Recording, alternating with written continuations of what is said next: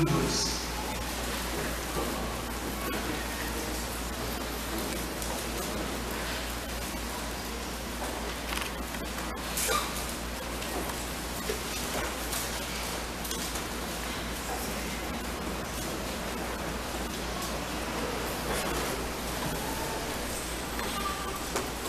Veja o que diz a palavra de Deus, versículos 1 a 4. Se há, pois, alguma exortação em Cristo, alguma consolação de amor, alguma comunhão do Espírito, se há entranhados afetos e misericórdias, completai a minha alegria, de modo que penseis a mesma coisa, tenhais o mesmo amor, sejais unidos de alma, tendo o mesmo sentimento.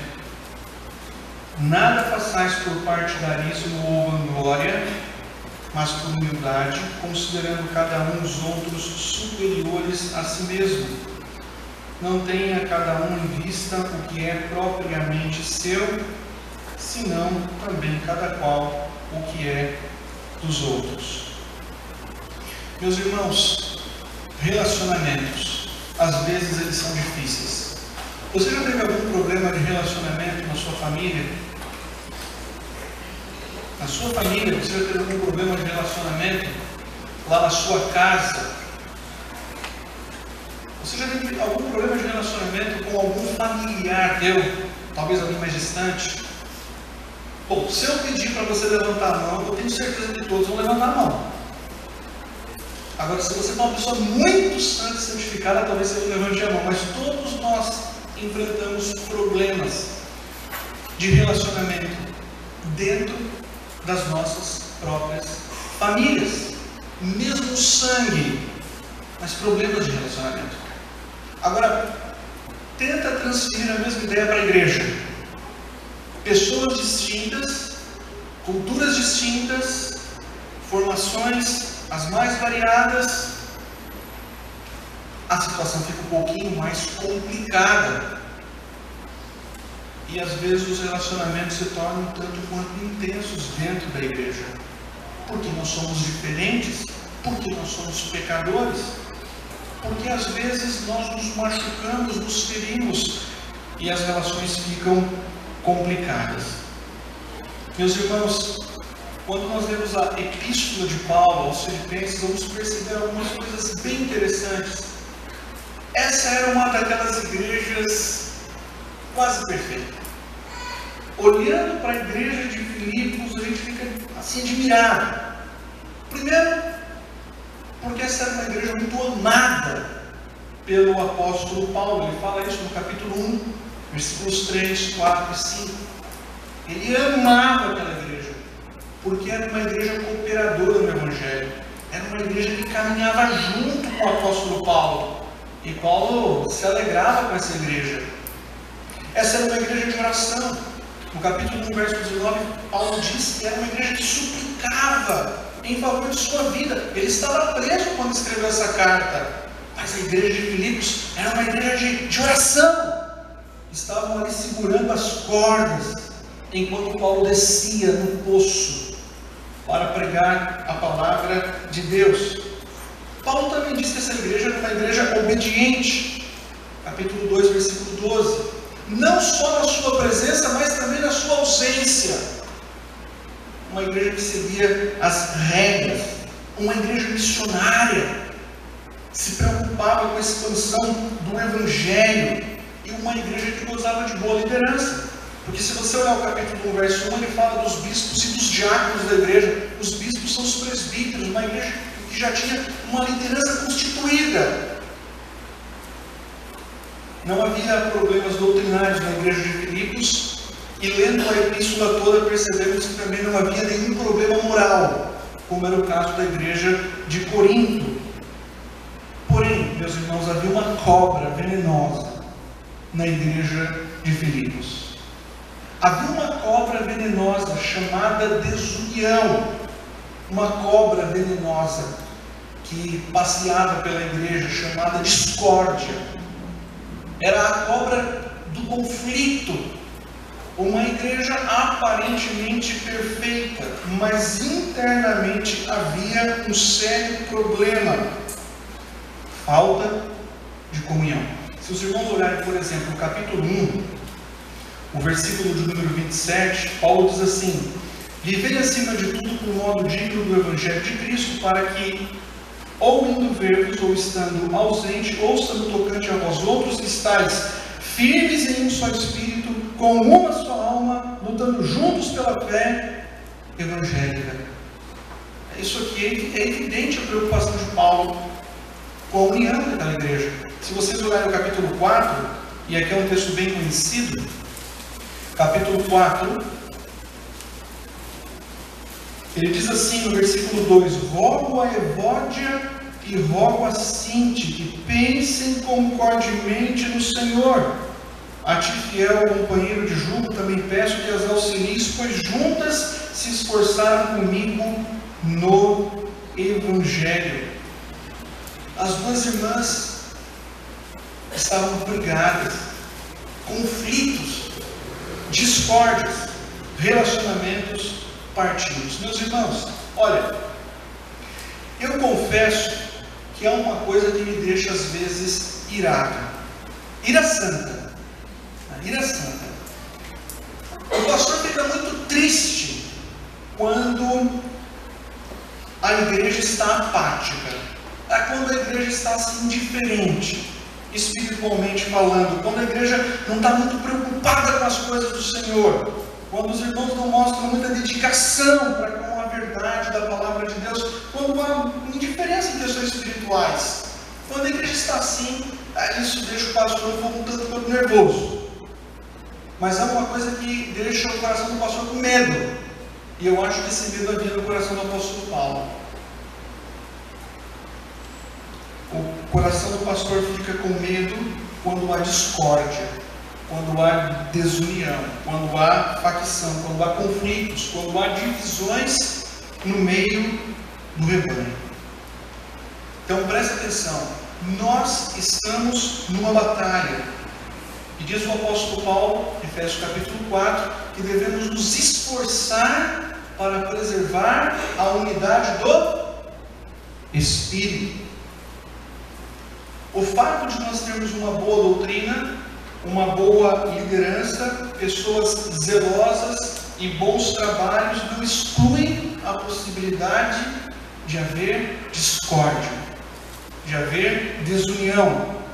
Então, nesta noite, eu quero assim fazer um apelo à igreja, um apelo à unidade, um apelo à comunhão, um apelo para que os irmãos se sintam incentivados, motivados, encorajados a viver mais plenamente essa vida familiar cristã. E eu quero começar então mostrando os motivos pelos quais você deve viver essa unidade. Eu quero começar mostrando por que é importantíssimo você ter uma só forma de pensar com o povo de Deus. Eu quero começar mostrando por que é importante você estar integrado nessa unidade da igreja, porque você não pode ficar de fora. Por que é tão importante nós lutarmos pela fé evangélica? Então nós vamos começar com os motivos que devem nos despertar para a busca desta unidade, dessa comunhão. E em seguida falaremos das marcas dessa união. Então eu peço que você volte o seu olhar novamente aí para Filipenses capítulo 2, versículo de número 1. E eu leio novamente para os irmãos o texto. Diz assim a palavra de Deus: se há, pois, alguma exortação em Cristo, alguma consolação de amor, alguma comunhão do Espírito, se há entranhados afetos e misericórdias. Aí no início do versículo 2 ele diz: completai a minha alegria. Uma tradução mais literal, e que ficaria até mais claro para entendermos aqui, seria a seguinte: se há, pois, alguma exortação em Cristo, como de fato há, se há alguma consolação de amor, como de fato há, se há alguma comunhão do Espírito, como de fato há, se há entranhados afetos de misericórdia, como de fato há, completai então, visto que há todas estas coisas boas, completar então a minha alegria, de modo que penseis a mesma coisa, tenhais o mesmo amor e sejais unidos de alma. Meus irmãos, são 4 pilares aqui, 4 pilares que sustentam a comunhão cristã e ao mesmo tempo são 4 pilares que servem como incentivos para buscarmos mais e mais a unidade da igreja. E se nós desejamos realmente eliminar toda espécie de conflito, rixa, discórdia, desunião, nós precisamos assim nos sentir desafiados por esses motivos, por esses incentivos, porque eles são mais do que suficientes para vivermos a verdadeira unidade no corpo de Cristo. Então eu quero começar com a primeira expressão que o apóstolo Paulo utiliza. Se há, pois, alguma exortação em Cristo, como de fato há. O primeiro incentivo eu chamo de encorajamento em Cristo. Essa palavra exortação aí na sua Bíblia significa colocar-se ao lado de alguém para encorajar, para levantar, para aconselhar, para ajudar. Então quando você entrega a sua vida a Cristo pela fé, o Senhor Jesus Cristo ele passa a caminhar ao seu lado. E nessa caminhada graciosa, Ele te incentiva, Ele te encoraja, Ele te levanta, Ele te aconselha, Ele te ajuda. Então presta atenção, a doce companhia de Cristo serve como fonte de encorajamento em nossas relações cristãs. Meus irmãos, nós precisamos retribuir aquilo que temos recebido do Senhor Jesus Cristo. Nós precisamos retribuir à igreja aquilo que temos recebido das bondosas mãos do Senhor Jesus. Nós precisamos cooperar para o fortalecimento da unidade do povo de Deus. Veja bem, quando nós alimentamos ou estimulamos outros irmãos à discórdia ou à crítica destrutiva, no fundo, nós estamos nos levantando contra o nosso relacionamento com o Senhor Jesus. Nós estamos nos levantando contra Cristo, porque nós temos recebido algo bom de Cristo, temos recebido a sua exortação, o seu encorajamento, o seu conselho, mas não temos compartilhado isso, temos compartilhado algo mal e pecaminoso. Então, se o encorajamento de Cristo foi derramado em sua vida, estimulado por esse encorajamento, você precisa buscar a harmonia, a comunhão. Você precisa se esforçar para preservar os seus relacionamentos no corpo de Cristo. Eu diria o seguinte: você não pode ser inconsistente em sua vida cristã. Você não pode ser inconsistente. A evidência de que você teve uma experiência real com Cristo será refletida por meio do amor. E eu posso, sem dúvida, enxergar o nível de sua relação com Cristo por meio do nível de relacionamento que você mantém com seus irmãos. Então, o primeiro incentivo do apóstolo Paulo é esse. Ele diz: olha, vocês têm recebido esse encorajamento em Cristo. Pensem da mesma forma. Caminhem juntos. Chega de discórdia, chega de brigas. Alguém encorajando vocês, empurrando vocês. O segundo incentivo, ainda no versículo número 1, ele diz assim: se há, pois, alguma exortação em Cristo, e em seguida, alguma consolação de amor. Poderíamos colocar assim: visto que há alguma consolação de amor. Seria uma tradução mais literal. Aqui encontramos então o segundo motivo que deve nos levar a essa busca da unidade. A gente chama isso de amor consolador de Cristo. Meus irmãos, nós recebemos a graça, a paz, a misericórdia, recebemos o perdão, recebemos tantas coisas boas das mãos do nosso Deus. Nós recebemos a restauração, recebemos a salvação, tudo por causa do amor de Cristo. Seria uma grande incoerência nós recebemos tanto amor, e não sermos constrangidos a compartilhar esse mesmo amor em nossas relações. Essa expressão aí, consolação de amor, indica a intimidade, a ternura, a doçura. A expressão consolação de amor indica a gentileza de Cristo. A ideia aqui é mais ou menos a seguinte: é o Senhor Jesus Cristo vindo ao nosso encontro e meio que sussurrando assim palavras de amor no pé do nosso ouvido, dizendo para nós e confirmando para nós o seu amor. Um incentivo, meus irmãos, para buscarmos a unidade da igreja está no amor. É uma tremenda incoerência da nossa parte recebermos amor e compartilharmos discórdia, compartilharmos o ódio, compartilharmos a desunião, compartilharmos a intriga. Isso não bate. E é isso que Paulo está dizendo. Ei, você tem recebido consolação de amor? Então compartilhe consolação de amor. Mas há algo interessante nisso.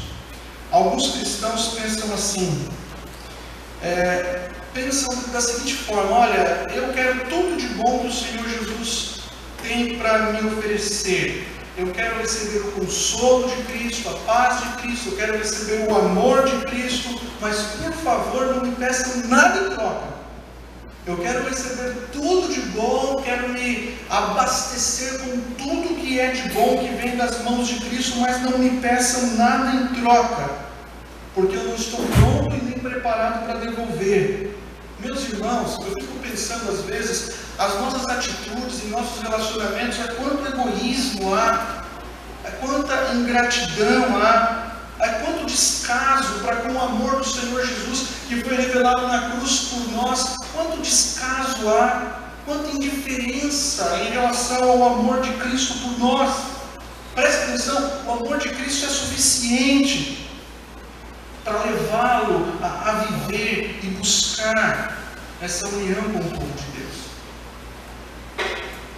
E esse é o segundo incentivo. Mas tem um terceiro. Veja na continuação do texto. Ele diz: alguma comunhão do Espírito, ou visto que há alguma comunhão do Espírito. Aqui é o quarto motivo que deve nos incentivar para vivermos uma vida sem atritos, uma vida sem desavenças. E esse quarto motivo, meus irmãos, se chama comunhão do Espírito. E esse ponto é muito interessante, porque todos nós que estamos em Cristo, nós partilhamos do mesmo Espírito. A Bíblia diz que fomos batizados pelo mesmo Espírito, somos habitados pelo mesmo Espírito, somos um no Espírito. E o Espírito Santo, ele é a fonte de toda a comunhão e de toda a unidade. E nós devemos fazer de tudo para preservar essa unidade. Meus irmãos, nós temos tudo o que necessitamos por meio do Espírito. Nós fomos selados pelo Espírito, fomos regenerados pelo Espírito, nós fomos santificados pelo Espírito. A Escritura Sagrada diz que nós somos dotados pelo Espírito, purificados pelo Espírito. A Bíblia diz que somos alvos das intercessões do Espírito, somos auxiliados pelo mesmo Espírito em nossas orações. E é o próprio Espírito Santo de Deus que cega o nosso coração e garante-nos a entrada final no reino eterno. E por tudo isso, meus irmãos, seria uma grande incoerência da nossa parte atrapalharmos, interrompermos, ou dificultarmos aquilo que é precioso para o Espírito Santo de Deus.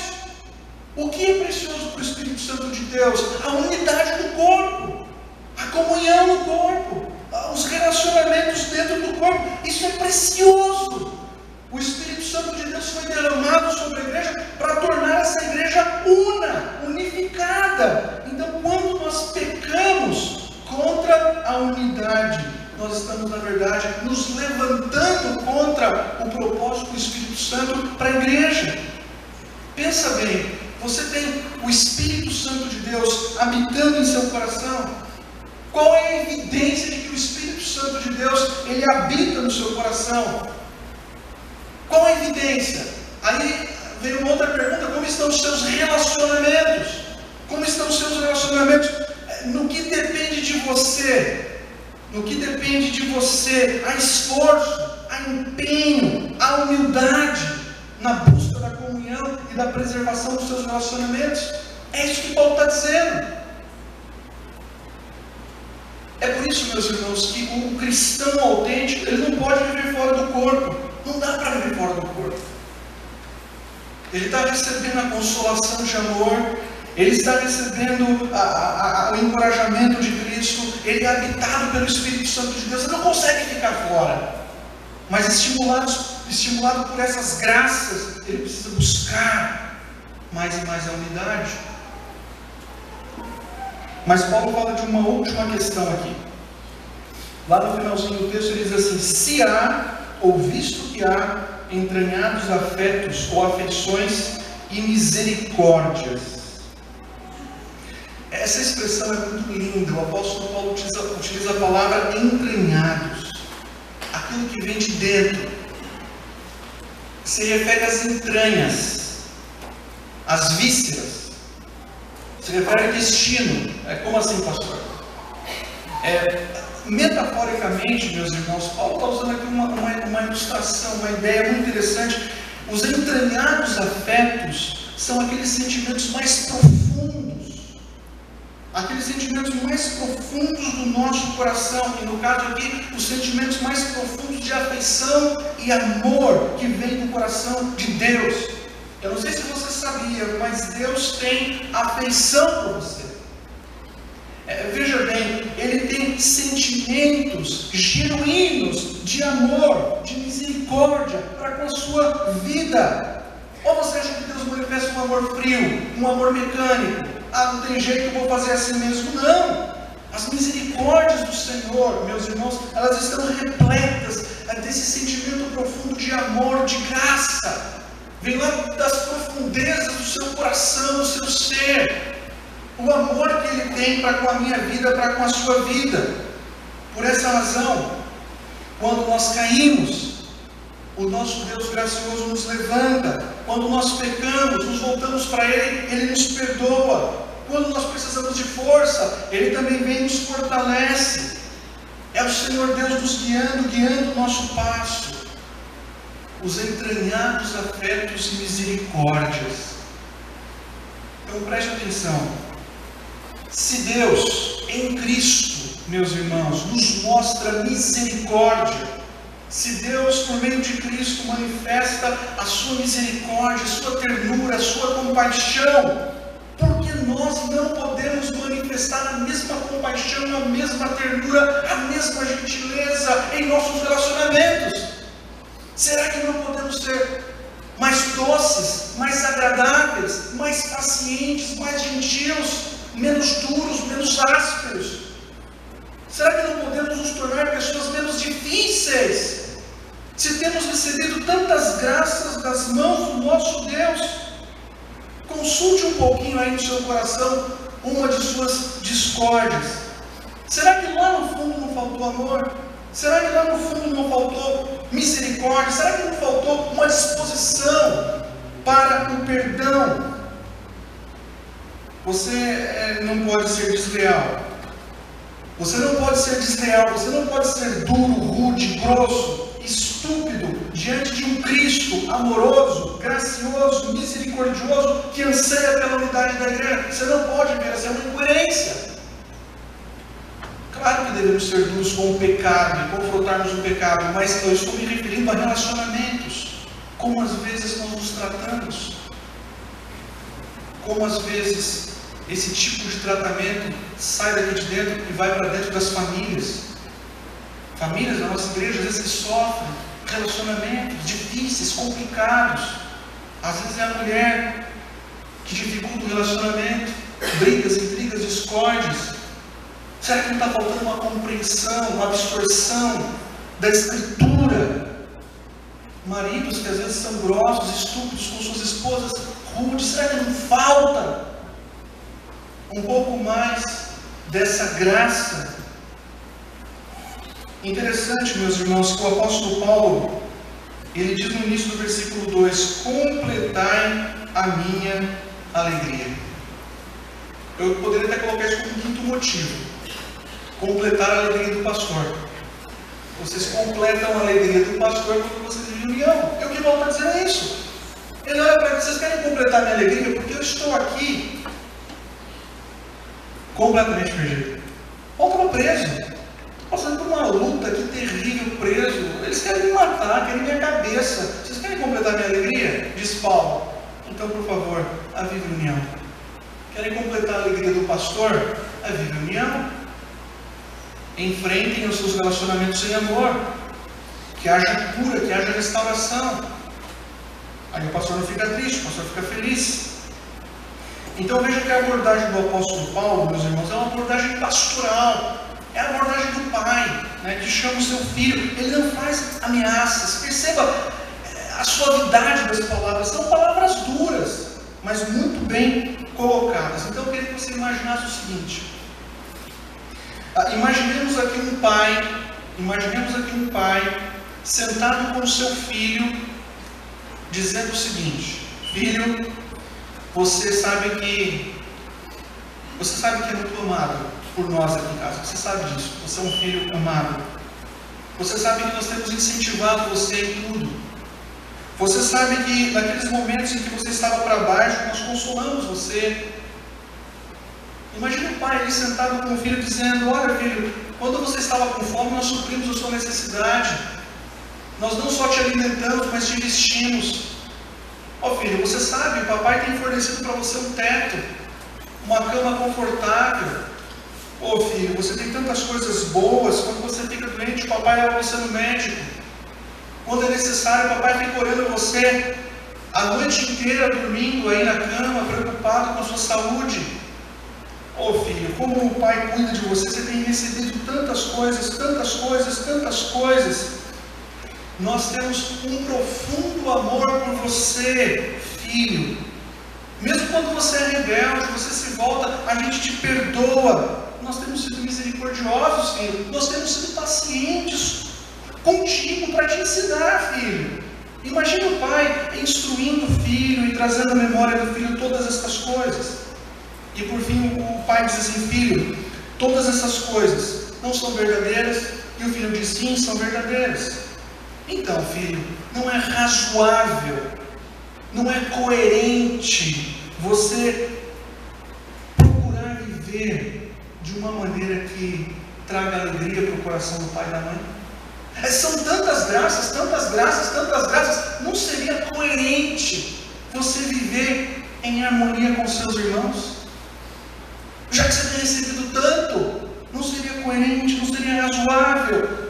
Você não podia se esforçar um pouquinho mais para viver em paz nos seus relacionamentos?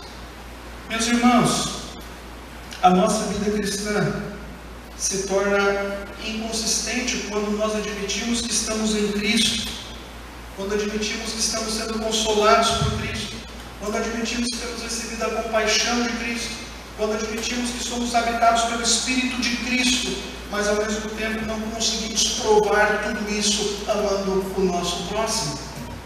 Não dá. Então eu quero, em primeiro lugar, motivá-lo. Essa é a motivação. Você já tem os recursos. Agora, vamos ver quais são as marcas dessa unidade. Na prática, como ela funciona. Veja o versículo 2. O apóstolo Paulo diz: completai a minha alegria, de modo que penseis a mesma coisa, tenhais o mesmo amor, sejais unidos de alma, tendo o mesmo sentimento. É interessante que Paulo aqui ele destaca Santo de Deus. Então nós podemos manter essa unidade. Nós podemos pensar a mesma coisa. Aí você fala: pastor, o que significa pensar a mesma coisa? Significa que eu não posso discordar do meu irmão? Significa que eu não posso ter uma opinião diferente da opinião do meu irmão? significa que eu tenho que assim, concordar com o mesmo sistema doutrinário, assinar a mesma declaração de fé. Não, Paulo está falando de algo muito mais profundo, meus irmãos. Quando ele utiliza essa expressão pensar a mesma coisa, ele está falando de algo muito mais profundo. Ele está falando sobre a atitude que devemos ter em nossa vida cristã. Ele está dizendo que eu e você precisamos ter uma atitude comum. Nós precisamos ter a mesma disposição.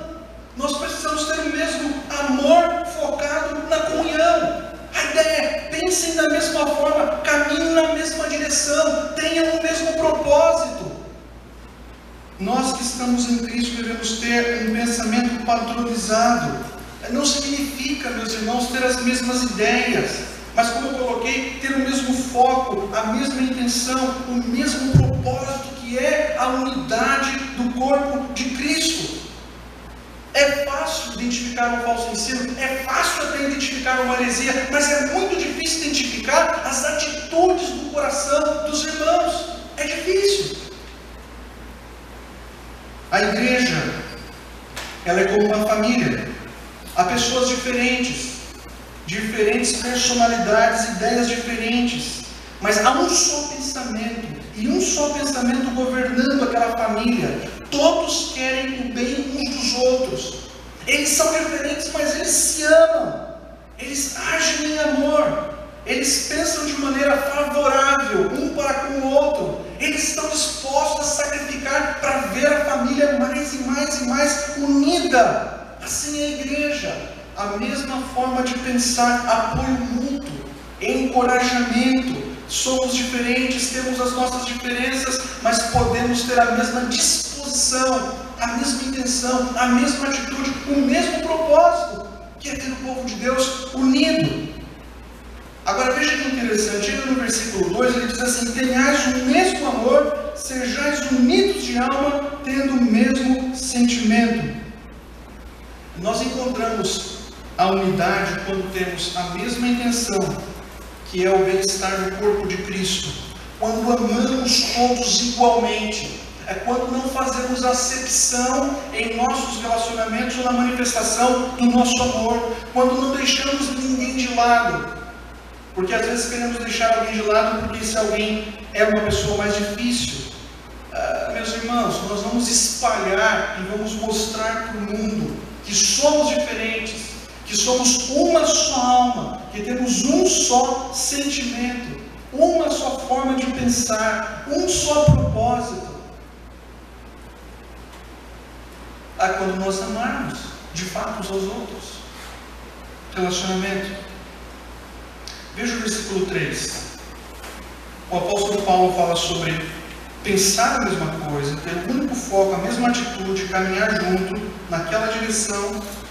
E depois ele fala sobre humildade. Ele diz: nada façais por partidarismo ou vanglória, mas por humildade, considerando cada um os outros superiores a si mesmo. Não existe, meus irmãos, unidade sem humildade. Já imaginaram um casal, um orgulhoso, o outro orgulhoso, e os dois vivendo em plena comunhão? Isso não existe. Não existe comunhão verdadeira, autêntica, profunda, onde há orgulho, onde há prepotência, onde há arrogância. Não há unidade, meus irmãos, quando nós somos movidos por aquela rivalidade maldosa e pecaminosa. Não há unidade do corpo quando nós buscamos honras e prestígios para nós mesmos. Não há unidade quando nós agimos motivados muito mais pelos nossos desejos egoístas do que pelo bem do corpo de Cristo. Não há unidade quando nós agimos ou fazemos coisas assim de modo arrogante, impondo as nossas ideias como se elas fossem melhores. Não há espaço, meus irmãos, para esta busca, eu diria, de glória pessoal no corpo de Cristo.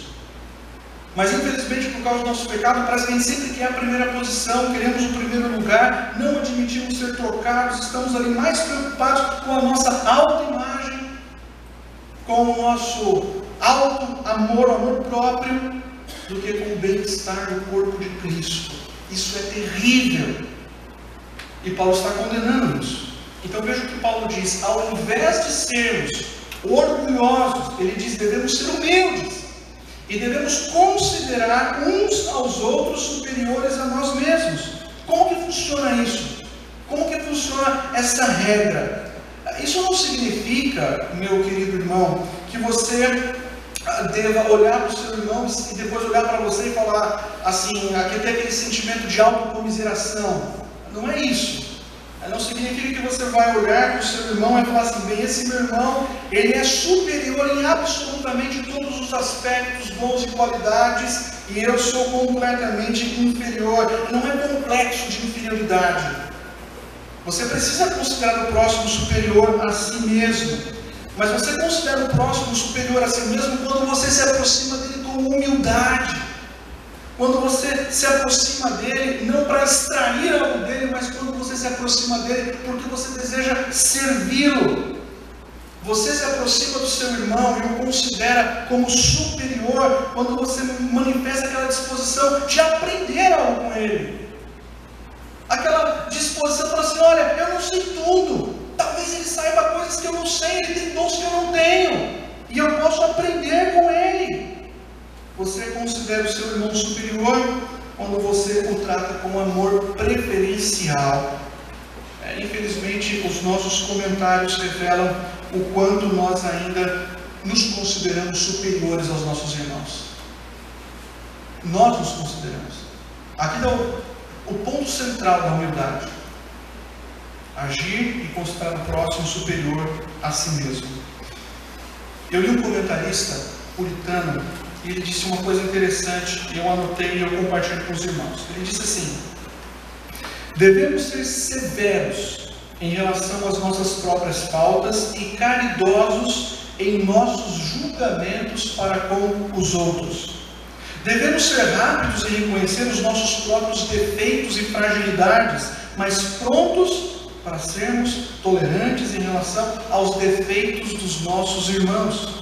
Devemos considerar o bem nos outros, mas mais do que está em nós, porque ninguém melhor do que nós para reconhecer a nossa indignidade e imperfeição. É assim que a gente age. Mas eu quero finalizar com o versículo 4. Paulo fala o mesmo modo de pensar, propósito. Depois ele fala sobre humildade. Por último ele fala sobre solicitude. Não tenha cada um em vista o que é propriamente seu, senão também cada qual o que é dos outros. Meus irmãos, se realmente nós temos os nossos irmãos assim na mais alta estima, então nós precisamos nos empenhar muito mais para buscarmos os interesses dos nossos irmãos e para ajudá-los no que for possível. Nós podemos e devemos buscar também os nossos interesses pessoais, familiares, profissionais, seja lá o que for. Não é pecado isso. Nós temos os nossos interesses e buscamos correr atrás das nossas coisas também, mas nós não podemos deixar de lado o mandamento do amor, porque às vezes só olhamos para nós, de maneira egoísta, só preocupamos com o nosso umbigo. Devemos nos interessar também pelo bem-estar do nosso irmão, assim a gente conserva a unidade. A verdadeira unidade ela é promovida exatamente aí. Essa gloriosa comunhão ela vai se formando, vai se enrijecendo, vai se fortalecendo, vai se tornando mais e mais e mais bela por meio desse testemunho. Agora, o que Paulo está combatendo aqui no versículo 4 é o espírito egoísta. É isso que ele está combatendo. Eu tenho a minha vida, eu vivo a minha vida, você vive a tua vida, você tem a sua vida, não me intromete na minha, eu não me intrometo na tua, cada um por si e Deus por todos. Isso é ridículo. A fé cristã não diz isso. O espírito egoísta, meus irmãos, que só tem em vista o que é propriamente seu, provoca divisão. Mas eu queria finalizar dizendo o seguinte: quando a Bíblia fala acerca de unidade e comunhão, ela não está falando de uma unidade, e Paulo não está falando de uma unidade, vamos colocar assim, sustentada por coisas exteriores. Ele está falando de uma unidade que é sustentada por uma força interior, por um poder interior. E esse poder interior controla todas as coisas. Então, vamos tentar imaginar aqui duas situações. E eu ouvi essa ilustração de um pregador. Ele disse o seguinte, que a comunhão cristã não é como se pegássemos várias bolinhas de gude, né? Bolinhas de gude, colocássemos dentro de um saco e aquelas bolinhas estão ali espremidas. Elas são obrigadas a ficar ali. E elas estão sendo sustentadas por um objeto externo. Mas se você furar aquele saco, aquelas bolinhas se espalham. Não é esse tipo de comunhão que deve haver na igreja. Temos que ficar todos dentro do mesmo saco, apertadinho, um esbarrando no outro. Que coisa ruim esse negócio. Está complicado. Faz um furinho e eu quero sair. Não é esse tipo de comunhão. Mas há muitas pessoas que vivem assim. Que vivem como essa bolinha de gude, distantes, pingando para tudo quanto é lado, porque ainda não foram unidas a Cristo. A união com Cristo é diferente. Tenta imaginar uma esfera, um ímã, né? Agora vamos imaginar as bolinhas, mas bolinhas de aço, e essas bolinhas então elas grudam nessa esfera.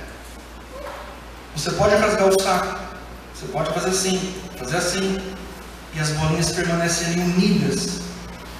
Elas estão, eu diria, magnetizadas pela mesma força que é o poder do Senhor Jesus. Algo interno que sustenta aquelas bolinhas, que mantém aquelas bolinhas.